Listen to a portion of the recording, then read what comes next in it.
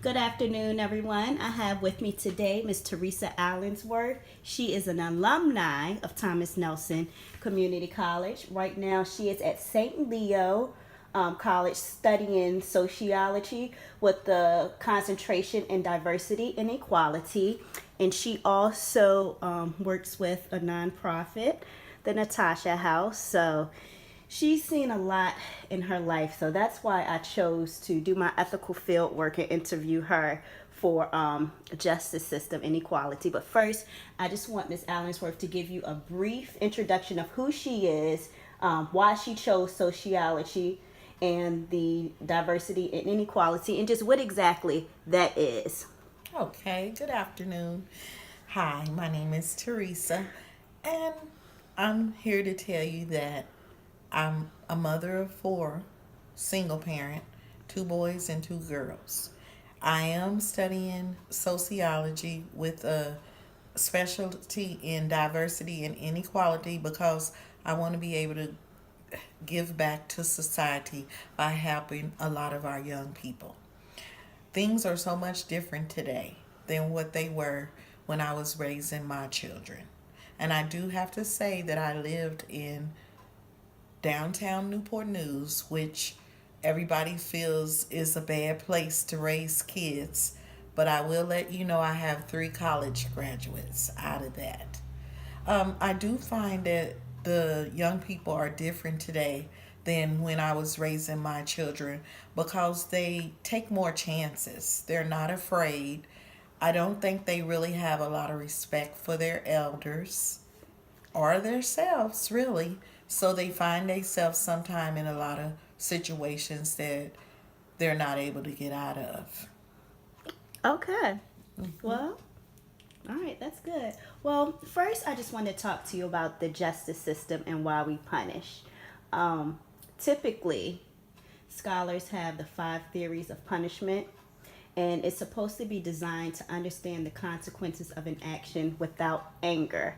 And when we have jury selection, we typically don't have scholars like lawyers or people who specialize or have studied criminal justice. It's normally people of among our peers, and the purpose of that is to get raw emotion for us to think what we would do in that case versus a scholar or a lawyer convicting.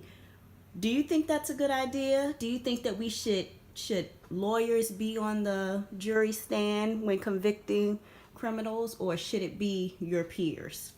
Well, I think it should be your peers because if it's a lawyer, to me, they've already judged you and already given you, they've already made their decision in their head. They've already decided that you're guilty. I'll say that. But if it's peers, then they're able to look more into the situation because when you're a lawyer and you're not, if it's a peer, someone that's living around these young people, they know what they're going through, they know what's happening around them, and it's a lot going on now, and it's a lot of peer pressure on the young people. So I just don't feel they would have a fair chance if it was a lawyer or somebody else like that sitting on the juries. Okay. What do you think about vengeance punishment? One of the principles of vengeance punishment is incapacitation, and this is designed to keep criminals to stop committing crimes. An example, stealing clothes. So, what research has found is that this is only effective when it deals with things that have to do with money, like monetary crimes. But they found that it's not really effective with other types of crimes. So, what do you think about that? So, what basically, what is the punishment They would go to jail. for stealing clothes? Well, it could be for anything, but what they're saying is that it's only effective when it has to do with money. Like if it was murder, like murderers, they get sent to prison all the time, and they see people that get sent to prison. However, it doesn't stop people from murdering. So, like, take for example, California. or actually Hawaii. My professor was telling me that Hawaii, they have a like $250 in Hawaii if you steal that amount. It's a difference between a misdemeanor and a felony. Versus in California, it's like almost $1,500 around there. So it doesn't stop people from stealing. They just know that different states have different laws. So, I mean, basically, the goal is to make the world a better place by minimizing pain. It does not fix the crime, but it stops criminals from committing crimes in the future. And the problem is that it's small and it does not stop the crime in general.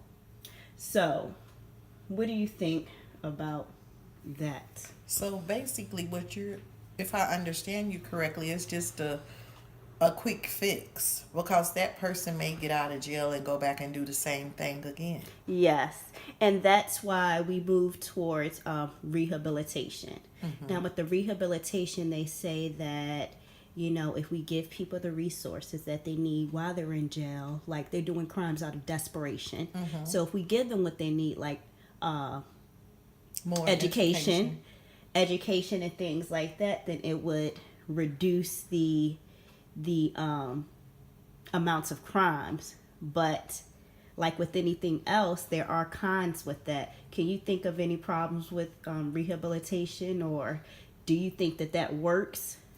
Well, actually, I guess it depends on the individual because most of the time when somebody's committing a crime, especially the younger generation, they're trying to get attention that they may not possibly be getting at home. So putting them in jail is not going to help. Okay. So what do you think would help? Well, they may need to get to the root of the problem. Maybe some counseling. Okay. You know what I mean? Just I to do. find out why, because some of them continue to do the same thing over and over again until finally they end up in jail for a long time. Yeah. For a petty crime. You know what I mean? I do. When they're trying to get attention. Okay. That's good. So now I want to move on. I actually want to move on to justice and equality. Distributive justice is how do we make society fairer? And how do we create a justice for all?